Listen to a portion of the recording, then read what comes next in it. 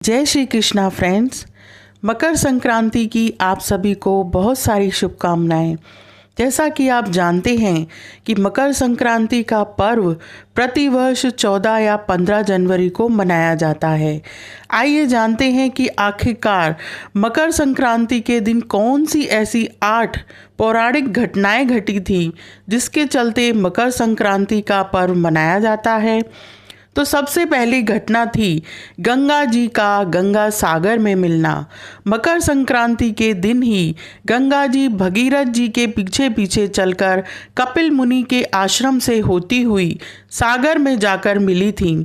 महाराज भगीरथ ने अपने पूर्वजों के लिए इस दिन तर्पण किया था, इसलिए मकर संक्रांति पर गंगा सागर से मेला लगता है। राजा भगीरथ ने अपने पूर्वजों का गंगा जल अक्षत तिल से श्राद्ध तर्पण किया था।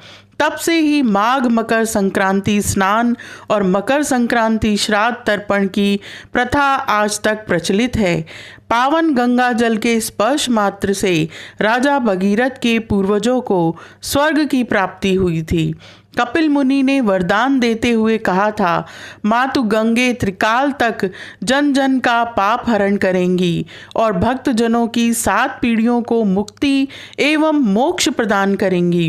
गंगा जल का स्पर्श, पान, स्नान और दर्शन सभी पुण्यदायक फल प्रदान करेगा। कथा के अनुसार एक बार राजा सगर ने अश्वमेध यज्ञ किया और अपने अश्व को विश्व विजय के लिए छोड़ दिया। इंद्रदेव ने उस अश्व को छल से कपिल मुनि के आश्रम में बांध दिया। जब कपिल मुनि के आश्रम में राजा सगर के 60,000 पुत्र युद्ध के लिए पहुंचे तो कपिल मुनि ने श्राप देकर उन सबको भस्म कर दिया। राजकुमार अंशुमान राजा सगर के पोते ने कपिल मुनि के आश्रम में जाकर विनती की और अपने बंधुओं के उद्धार का रास्ता पूछा। तब कपिल मुनि ने बताया कि इनके उद्धार के लिए गंगा जी को धरती पर लाना होगा। तब राजा अंशुमन ने तप किया और अपनी आने वाली पीढ़ियों को यह संदेश दिया। बाद में अंशुमान के पुत्र दिलीप के यहाँ भगीरथ का जन्म हुआ और उन्होंने अपने पूर्वज की इच्छा पूर्ण की। दूसरा, श्री हरि विष्णु ने किया था असुरों का वध। इस दिन भगवान विष्णु ने असुरों का अंत करके युद्ध समाप्ति की घोषणा की थी। उन्होंने सभी असुरों के सिरों को मंदार पर्वत में दबा दिया था। इसलिए यह दिन बुराइयों और नकारात्मकता को खत्म करने का दिन भी माना जाता है। तीसरी घटना, सूर्यवंशी राजा करते हैं इस दिन सूर्य की पूजा। रामायण काल से ही भारतीय संस्कृति में दैनिक सूर्य पूजा का प्रचलन चला आ रहा है। राम कथा में मर्यादा पुरुषोत्तम श्री राम द्वारा नित्य सूर्य पूजा का उल्लेख मिलता है। मकर संक्रांति के दिन सूर्य की विशेष आराधना की जाती है। चौथा कारण है सूर्य की 7वीं किरण।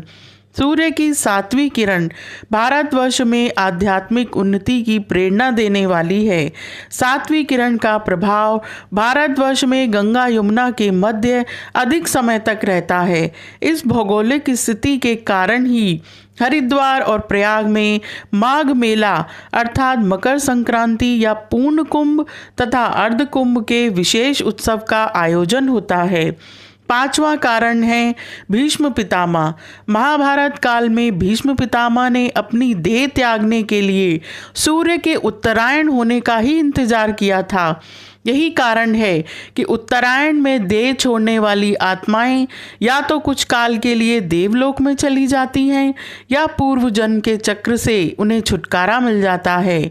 उनका श्राद्ध संस्कार भी सूर्य की उत्तरायण गति में ही हुआ था। फलतः आज तक पितरों की प्रसन्नता के लिए तिल, अर्घ एवं जल तर्पण की प्रथा मकर संक्रांति के अवसर पर प्रचलित है। छठा कारण है सूर्य जाते हैं अपने पुत्र शनि के घर।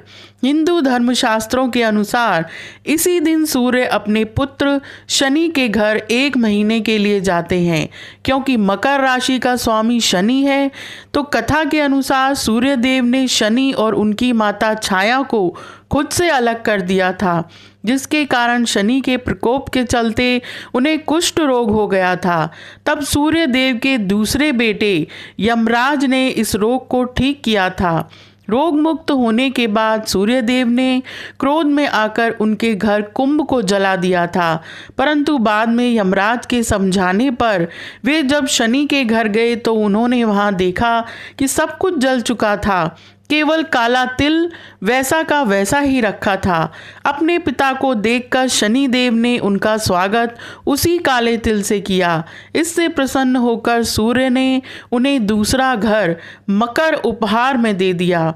इसके बाद सूर्य देव ने शनि को कहा कि जब वे उनके नए घर मकर में आएंगे तो उनका घर फिर से धन और धान्य से भर जाएगा। साथ ही यह भी कहा कि मकर संक्रांति के दिन जो भी काले तिल और गुड़ से मेरी पूजा करेगा उसके सभी कष्ट दूर हो जाएंगे। सातवां कारण है, यशोदा जी ने इसी दिन व्रत किया था। कहते हैं कि माता यशोदा जी ने श्री कृष्ण जी के लिए व्रत किया था। तब सूर्य उत्तरायण हो रहे थे और उस दिन मकर संक्रांति भी थी। तभी से मकर संक्रांति के व्रत का प्रचलन प्रारंभ हुआ। आठवां कारण है, उत्तरायण होता है सूर्य, तब देवताओं का प्रारंभ होता है दिन। मकर संक्रांति के दिन सूर्य दक्षिणायन से उत्तरायण गति करने लगते हैं। इस दिन से देवताओं का 6 माह का दिन आरंभ होता है, जो आषाढ़ मास तक रहता है। सूर्य के उत्तरायण होने के बाद से देवों की ब्रह्म मुहूर्त उपासना का पुण्य काल प्रारंभ हो जाता है। इस काल को ही परा अपरा विद्या की प्राप्ति का काल कहा जाता है। इसे साधना का सिद्धि काल भी कहा गया है। आशा है आपको यह जानकारी अच्छी लगी होगी, तो please like, share and subscribe my channel. Thank you.